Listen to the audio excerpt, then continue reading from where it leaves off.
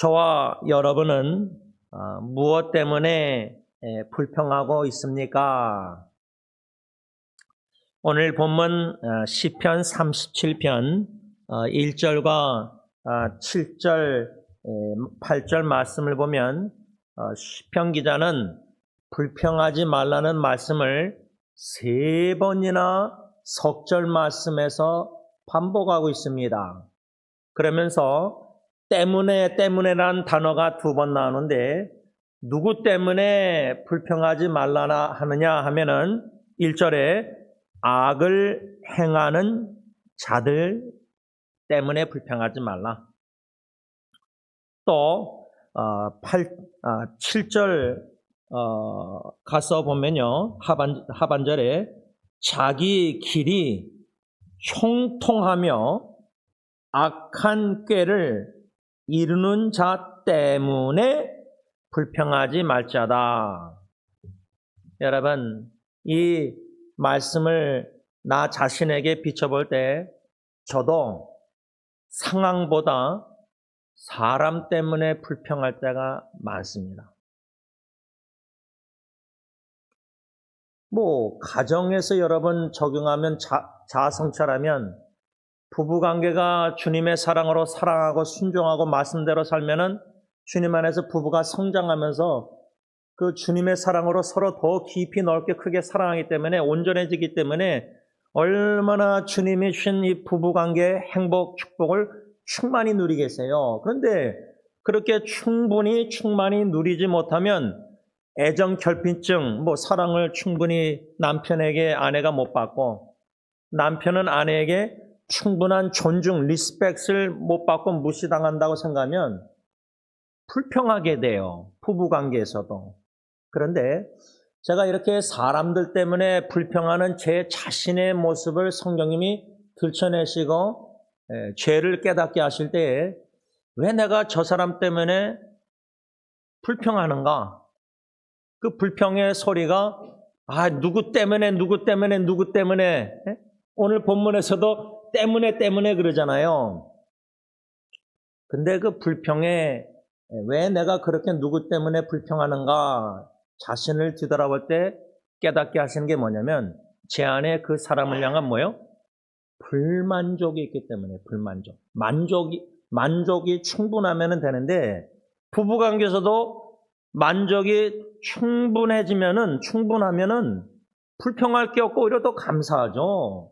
아내 덕분에 제가 그래서 덕분에라는 단어를 이제 좋아하게 됐어요. 주로 누구 때문에 예수님 때문에 내가 구원받았다 이렇게 말하면은 꼭 불평하는 것 같잖아요. 그게 아닌데 그래서 제가 말하는 습관도 자꾸만 이 불평도 습관적으로 나오니까 그래서 때문에라는 단어를 대신대로 안 쓰고 예수님 덕분에 사랑하는 아내 덕분에 사랑하는 자녀 덕분에 교회 덕분에 이렇게 덕분에라는 단어를 일부러 의도적으로 쓰려고 노력하고 있어요. 왜? 자꾸만 때문에라고 이게 불평이 나오는데 입술로 안 나올 때도요. 마음에서는 누구 때문에 이렇게 설교 시간에도 그렇게 생각하고 튀어나올 때가 있어요. 그래서 제가 얼마나 마음이 무겁고 죄책감이 들고 하나님께 그랬는지 특별히 제가 수요 예배 때 참 설교 후에 혼자 기도하고 여러분들 다 간 다음에 마음이 참 무거웠어요. 왜 무거웠느냐? 제가 설교 시간에 한 줄 알았더니 다시 그날 밤에 설교를 다 동영상 들어보니까 제가 설교를 마치고 기도하다가 주제라는 단어를 썼어요. 주제.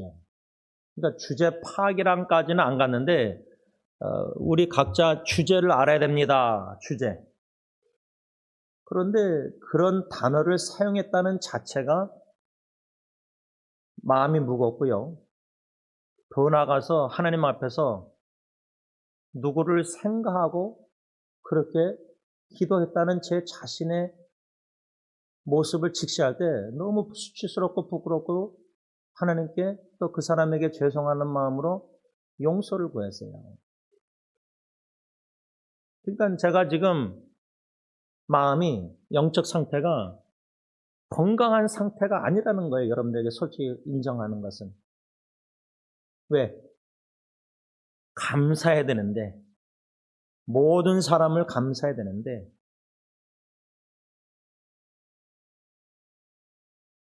마음에 불만족이 있기 때문에 기도조차도 주요 예배 때 설교 후에 드리면서도 주제를 알아야 됩니다라는 단어를 쓰면서 나 자신을 생각하지 않고 다른 사람을 생각했다는 거예요. 제가 참 오늘 본문 시편 37편 1절, 7절, 8절에 악을 행하는 자들 때문에 불평하지 말라. 자기 길이 형통하며 악한 꾀를 이루는 자 때문에 불평하지 말지어다. 이 말씀을 묵상할 때 제가 잊혀지지 않는 사람과 잊혀지지 않는 성경 구절이 있어요. 네, 오래된 이야기지만 어느 어르신이 저에게 질문했어요. 네, 이미 이 세상을 떠나신 분인데 오래전에 그분이 저에게 목사님, 왜 아기는 형통하고 왜 아기는 형통합니까? 그런데 왜 우리 예수 믿는 그리스도인들은 고통을 당하는 것입니까? 이 질문이었어요. 그때 하나님께서 묵상케 하신 말씀이 바로 아삽의 시인 시편 73편이었어요. 왜냐하면 아삽도 악인의 형통을 보고 부러워하고 젤러스 질시해서 넘어질 뻔했다 그랬거든요. 미끄러질 뻔. 뭐 잘 먹고 잘 사니까 배부르고 교만하고 거만하고 그들의 인컴 수입 소득은 원하는 디자일보다 더 많다는 거예요. 그러면 여러분 악인의 형통을 보고 자기 꾀를 부려가지고 뭐 돈도 잘 벌고 사업도 잘해서 잘 먹고 잘 사고 가정에도 자녀들이 문제 없는 것 같고 그런 사람들 악행하는 사람들 보면 왜 하나님의 심판 빨리 불러가지 않고 징계 벌 안 하시고 왜 저렇게 잘 먹고 잘 사냐? 그러면 악한 사람들 때문에 불평 한 적 한 번도 없으십니까? 전 많아요. 왜 하나님이 시편 기자처럼 저 악인들을 심판 안 하실까? 벌을 안 내리실까? 그런 기도까지도 저는 솔직히 드려봤어요.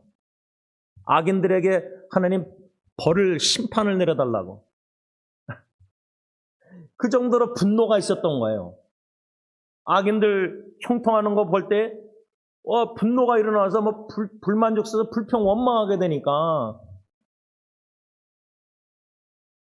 그런데 이런 악을 행하는 형통한 자들을 보면서 불평하지 말라는 말씀, 그거는 좀 이해가 돼요. 그럴 수 있겠다. 그러면 안 되겠지만 하지 말라고 했으니까 성경에. 근데 그런 적이 저도 많았고 그럴 수 있겠다 인정하는데요. 문제는 교회 안에서도요. 불만족 속에서 충분히 불평할 수 있다는 거예요. 예를 들면 목사가 성도님들을 생각하면서 불만족 속에서 불평의 기도를 그렇게 드렸다는 거예요. 죄를 범한 거예요. 하나님과 여러분들에게. 저 같은 목사도 미성숙해서 그렇게 기도 가운데 불평의 기도를 드려서 죄를 범했다면 여러분들은 저 같은 목사를 생각하시면서 불만족 속에서 마음속으로라도 불평 안 하셨겠습니까? 안 하셨으면 저보다 더 훌륭하고 성숙한 성도님들 덕분에 제가 감사히 지금까지 목회해 온 거죠.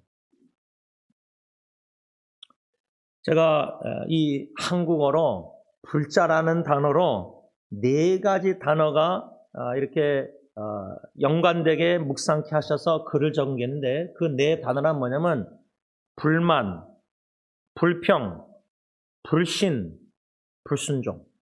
이 4단어예요. 근데 이 4단어가 출애굽 당시 이스라엘 백성들을 특히 보면은요, 또 제 자신을 보면서 느끼는 것은, 깨닫게 되는 것은 왜 내가 불평하는가? 불만족이 있기 때문에 불평하는 거다. 그러면 왜 내가 불평하느냐 할 때 불만족해서 불평하지만 불평하는 원인은 하나님을 신뢰 안 하기, 불신하기 때문이에요. 예를 들자면 왜 내가 그리도 사랑하는 식구를 위해서 간절히 살려달라고 기도했는데 하나님 왜 불러가셨습니까? 거절하신 기도, 감사, 복음성과 찬양 드렸지만은 감사 대신 불평, 원망이 나와요. 왜 하나님에게 불평하고 원망하죠? 하나님을 전적으로 신뢰 못하기 때문이에요. 그 깊은 뿌리는 불신하기 때문에 불평하고 원망하는 거예요. 그 다음에 이러한 하나님을 향한 불신이 있으면 불평하는 죄를 범하는 것 외에 또 뭐가 있죠? 하나님의 계명에 불순종해요. 특히 구약 성경에 보면은 출애굽기 보면요, 그 광야에서 40년 동안 이스라엘 백성들이 하나님의 종 모세를 또 아론까지도 불평하고 원망하는 장면들이 많이 나와요. 근데 왜 원망하죠? 왜 불평하죠? 광야에서 그 상황에서 우리에게 적용하면 광야 같은 이 세상에서 왜 마음에 불만져서 불평들을 하죠? 무엇이 없어서. 이스라엘 민족들이 광야에서 물이 없어서 불평하고 뭐 고기가 없어서 불평하고 원망하고, 그러면 우리가 왜 불평 원망하죠? 왜 불평 원망하죠? 불만족이 있어서 아니에요. 왜 불만족하죠? 내가 이걸 원하는데 이게 없어요. 교회에서 왜 우리가 서로 불평하고 원망할 수 있죠? 불평할 수 있죠? 교회가 이래야 되는데, 내가 볼 땐 승리교회가 이래야 되는데, 이것을 더 열심히 해야 되는데, 예배도 이렇게 드려야 되는데, 봉사도 이렇게, 음식도 이렇게 봉사해야 되는데, 찬양대도 뭐 중장찬도 다 이렇게 해야 되는데, 예를 들자면, 그러면 그 불평 원망의 대상이 누구죠? 섬기는 지도자들이에요. 그러면 교회 전체의 여러 섬기는 그룹의 지도자들이 부교자나 각자 지도자들이 가르치는 성경 공부도 마찬가지로 다 있는데, 그러면 배우는 자나 거기 임원 멤버들이 지도자를 원망하고 불평할 때 불만족 속에서 이래야 되는데 저래야 되는데, 이것이 없고 저것이 없고 이것이 있어야 되는데 생각하는 자기 주관대로, 그러면 그 모든 불평의 원망의 책임은 저예요. 저 담임 목사.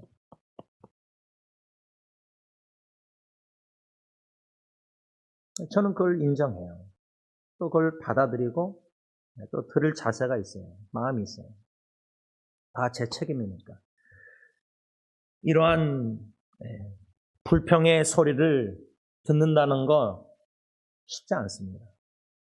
특히 제가 인터넷 사역을 통해서 카카오톡으로 전화통화나 이제 상담 이렇게 쏟아내는 기도 부탁이나 또 이번 주에는 이제 10년 전에 인터넷 사역으로 알게 된 어느 지체가 자신의 이제 괴로움과 쇼거를 이제 기도 부탁하면서 쭉 이제 글을 나눠서 제가 이제 답변하고 그랬는데, 그 괴로움이 어느 정도냐고 그 지체가 썼냐면, 골수가 이렇게 골수라는 단어를 썼더라고요. 그 정도로 너무 괴롭고 고통스러운 거예요, 지금. 겪고 있는 어려움이. 목회자 자녀거든요. 선교사님, 목사님들, 교회 지도자들, 장로님들, 권사님들, 자녀들 겪고 있는 괴로움과 고통들. 근데 그런 소리를 제가 예를 들면 인터넷 사역 1년에 한 번 선교지 갔다가 한국 가서 지체들 계속 하루에 4-5 사람들 그룹 만날 때 그걸 쏟아낼 때 듣는다는 거 그거 쉽지 않아요. 너무 힘들어요. 그 자체가 제가 너무 피곤해서 어느 전도사님 앞에서 들으고 어느 또 집사님 앞에서 들으고 커피숍에서 만나서 제가 좀 서서 들어도 됩니까? 허락받고 제가 서서 들었어요. 너무 졸리니까, 피곤하니까. 그리고 다리를 꼬집으면서 들어요. 경청하려고. 근데 그 불평의 원망의 괴로움의 소리가, 고통의 소리가 똑같은 얘기가 반복될 때, 예를 들자면 지금 한국에서 한 5주째 전화 오는 이 형제가 이게 스트레스가 너무 극심해가지고 이제 공황장애 약을 먹으면서 이 뇌의 해마가 손상이 돼가지고 인터넷 뒤져보니까 기억력이 상실돼가면서 치매가 오기 전에 증상이라 그러더라고요. 제가 이름을 또 까먹었는데 그 증상을. 그러니까 5주째 저하고 통하는데 원치 않는데 자기가 똑같은 말을 계속 되풀이해요. 그래서 제가 그랬어요. 1000번이라도 되풀이해도 괜찮으니까 계속 쏟아내야 되니까. 왜냐하면 자살 충동, 자살 생각이 지금 들고 있으니까. 오래전에도 한국에서 인터넷 사고를 알게 된 어느 자매가 자기 같이 투자해서 회사 차린 사장님하고 그 사장님이 막 자살하려고, 어디서 뛰어내리려고 둘이 그냥 건물 어디 위에 있는데 전화 온 거예요. 근데 금년 4월 달에 그 형제하고 그 자매 사업하는 데를 제가 종로가 아니라 어디 찾아갔어요. 회사까지. 지금은 그 로봇 만들면서 AI 막 사업이 잘 되는 것 같아요. 투자도 받고 중개해서. 근데 그 두 사람의 하나님 만나게 해서 지금 역사를 보면은 지금은 또 교회에서 막 부장 집사님도 그 남자 형제는 그러고 막 그 자매도 얼마나 열심히 섬기는지 몰라요. 근데 제가 지금 갑자기 생각난 게 그 형제가 자살하려고 그랬거든요. 그 자매가 옆에서 그 말리다가 막 안 되니까 전화 온 거예요. 그러면 지금 미국과 한국에서 전화 통하면서 지금 떨어진다고 하는데 죽겠다는데 그러니까 그 순간순간이 그러니까 하루가 미룰 수 있는 일이 아니에요. 전화 통화가 대화 상담이 그런 상황에서도 여러분 감사할 수 있겠습니까? 만약에 내 자식이 뛰어내리려고 한다고 전화 오면은 여러분들 그 와중에 전화 통화하면서 감사할 수 있습니까? 여러분 절벽에서 떨어지는 심정 여러분들 겪어보셨잖아요. 가정의 문제 위기 가운데 내가 절벽에 서 있는 기분 경험해 보셨잖아요. 저는 3번이나 경험했거든요. 자식 넷 중에.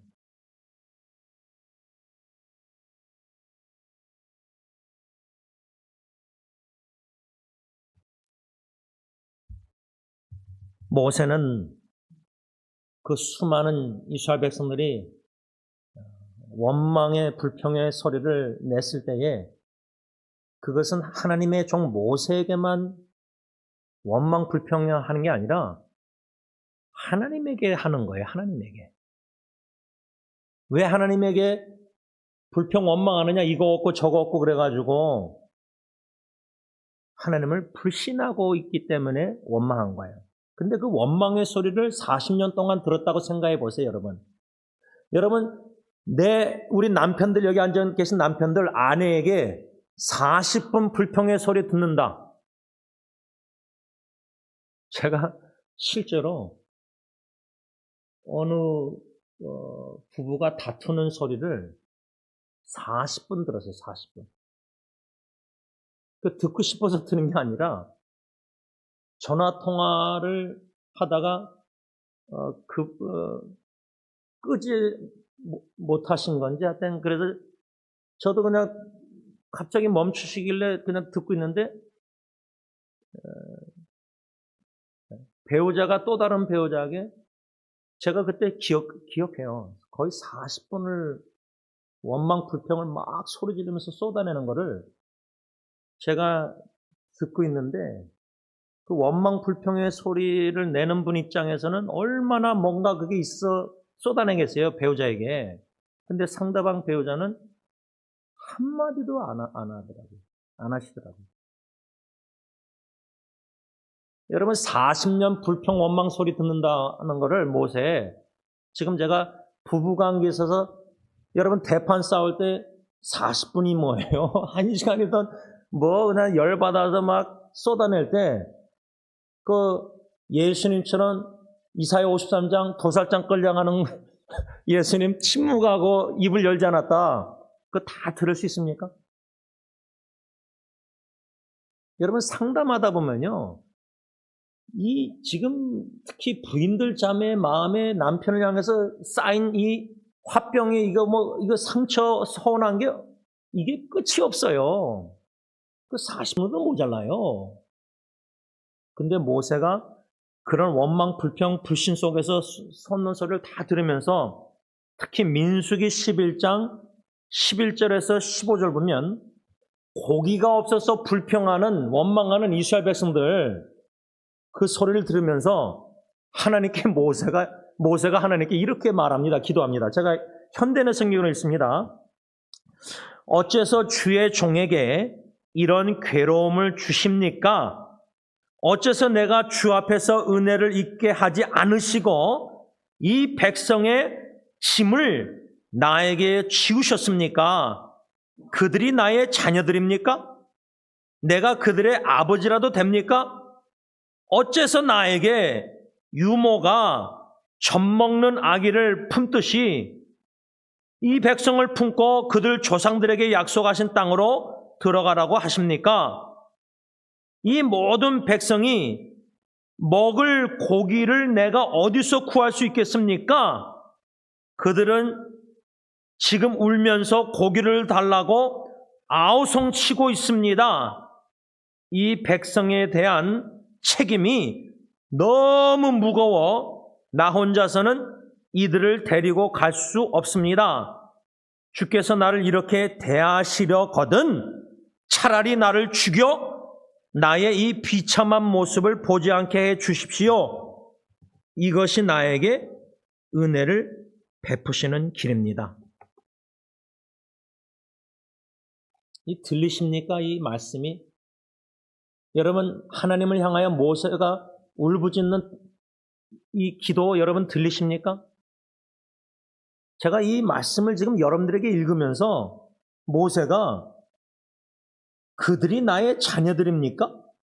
내가 그들의 아버지라도 됩니까?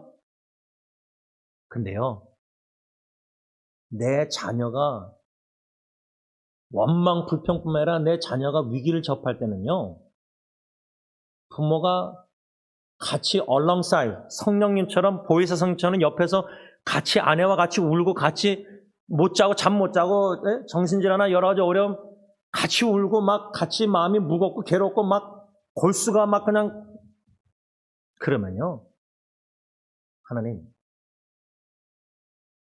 차라리 죽고 싶습니다. 자식으로 인해서요 부모가 죽고 싶은 심정 마음이 들 때가 있어요. 왜? 더 이상 못 보겠으니까. 견딜 수 없으니까. 자식도 견딜 수 없고 괴롭지만요, 자식도 죽고 싶지만 그런 모습을 보는 어머니, 아버지 마음은요 차라리 제가 죽고 제 자식을 살려달라고 기도합니다. 저는 이 기도 드려봤어요.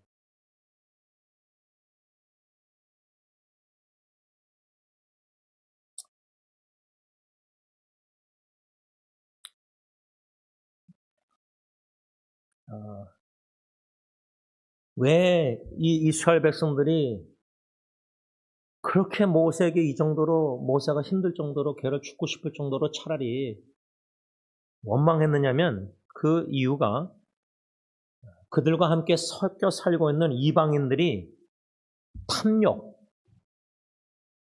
욕심, 탐욕을 품었기 때문에 거기 영향받아서 주신 만나로 만족 안 하고 원망하게 됩니다. 여러분, 지금 우리 기독교인들이요, 왜 원망하냐면 세상에 살면서 잘 먹고 잘 사는 악인들 막 거짓말하고 사기치면서 돈 잘 벌고 병도 안 들고 집 크게 좋은 데 살면서 막 이런 사람들 보면 부러워가지고 질시에서 아사처럼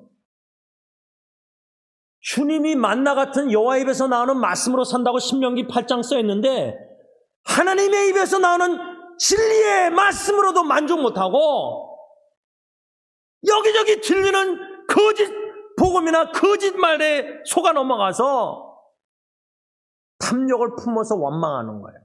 이 탐욕이 골로새서 3장 5절에 탐욕은 우상숭배라고 쓰여 있어요. 저는 이 탐욕이 있어요. 다시 말하면 여러분들의 담임 목사는 우상을 숭배하고 있다는 거예요. 이 싸움은 너무 괴로워요.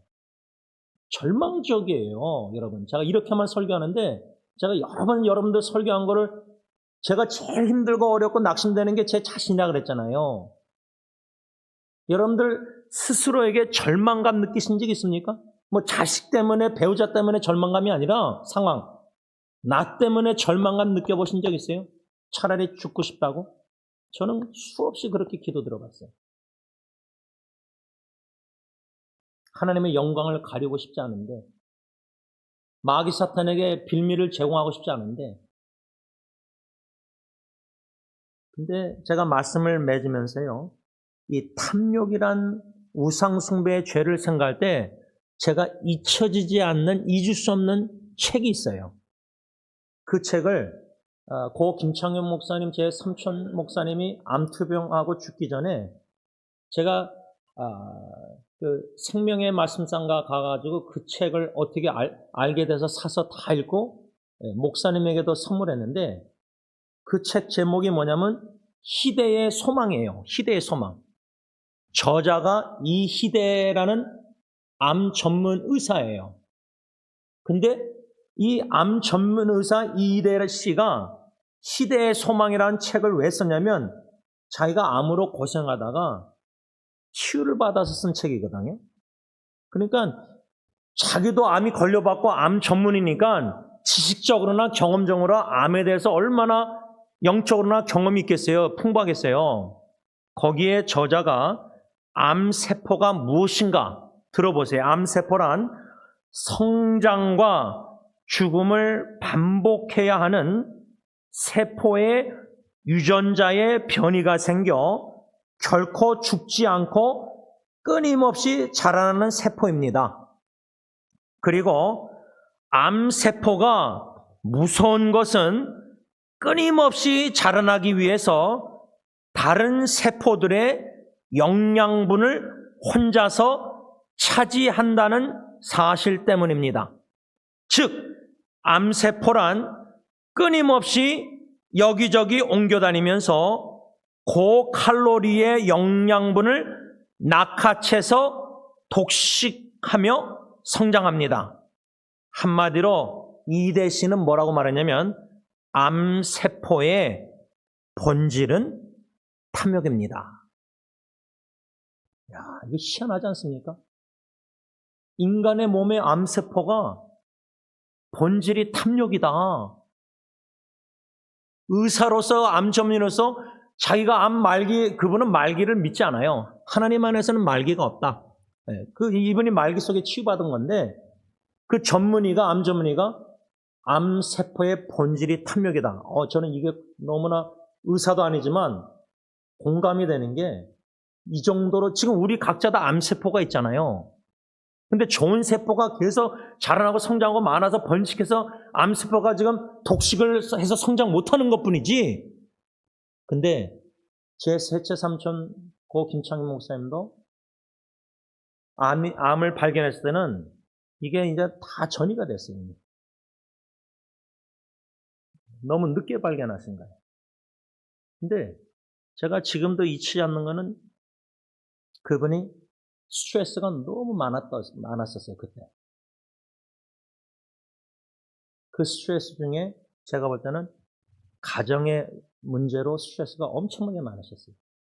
그러면 말씀을 결론을 맺으면서 우리 육신의 가정들이요, 응답하신 기도 감사, 거절하신 기도 감사했는데 살려달라고 그렇게 간절히 기도했는데 불러가셨어요.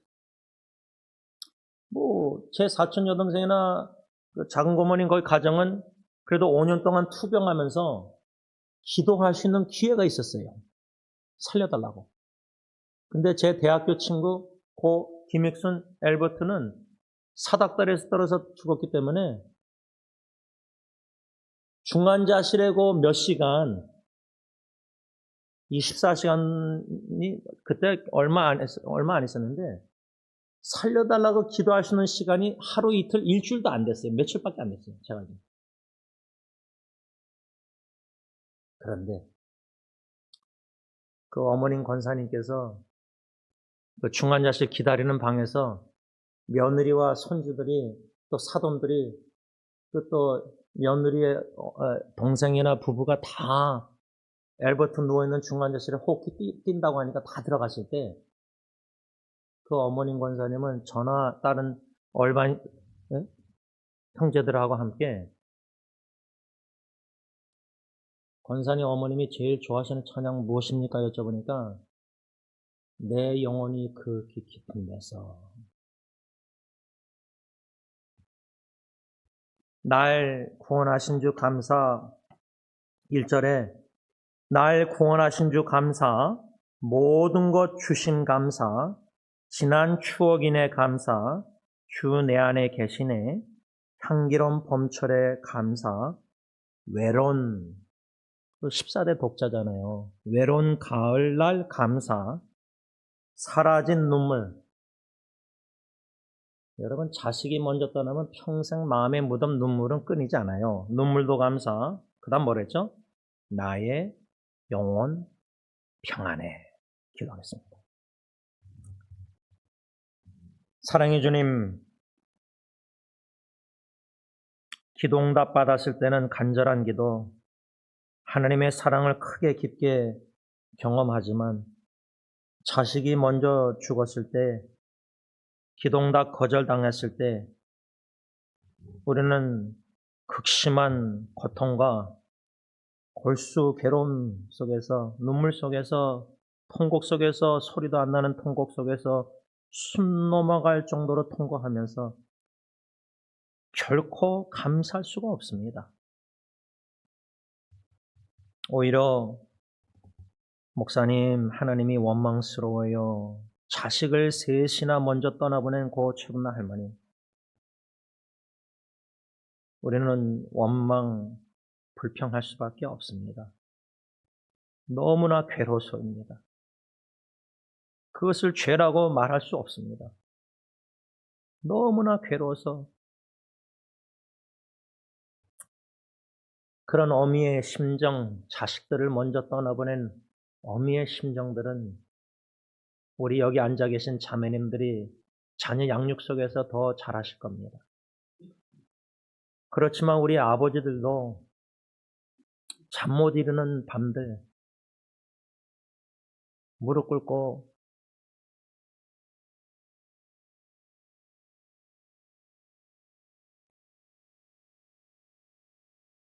자식을 살려달라는 기도 간구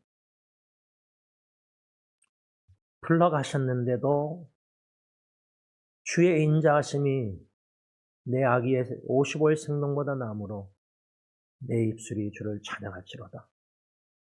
그 말씀 받고 산소호흡기 다 떼서 제품에 죽었지만 뼈가루 뿌리고 오면서 주님의 구원의 굉장하고 놀라운 사랑을 그 배 안에서 아내와 함께 찬양케 하셨습니다. 기도응답 거절당한 것 감사로 끝나게 하신 게 아니라 하나님의 하나님 되심을 찬양케 하셨습니다. 그 하나님의 뜻은 모르겠지만 지금도 주영이라는 그 이름 아버님이 주신 이름 뜻대로 주님의 영광을 드러내셨기에 믿음으로 감사 찬양케 하셨습니다. 하나님 사랑하는 성도님들 또 주위에 너무나 사랑하는 식구를 떠나보내고 극심한 괴로운 고통 속에 있는 사랑하는 모든 형제 자매님들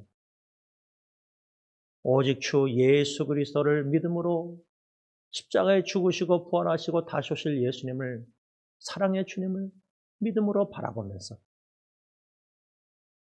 거절하신 응답도 기도응답도 거절하신 것도 감사케 하시고 또한 나 자신으로 인해서 너무 절망스러울 때가 많지만 나에게는 희망이 0.1도 없고 나의 소망은 오직 주 예수님이라는 것을 믿고 의지하여 신뢰하여 믿음으로 감사하는 마음으로 오뚜기처럼 일으키셔서 묵묵히 사명 따라 소명 부르심 따라 걸어가게 하시고 우리 모든 궁핍함과 악인의 형통을 바라볼 때 부럽고 잘 먹고 잘 사는 악인들을 볼 때 부러울 때가 있겠지만 모세처럼 히브리서 11장 가치관이 영원한 가치관을 가지고 그리스도와 함께 이스라엘 백성들과 하나님의 동족들과 함께 낮은 자의 고통당하는 친구들이 되어서 함께 무거워하고 함께 우울하고 함께 울고 함께 아파하고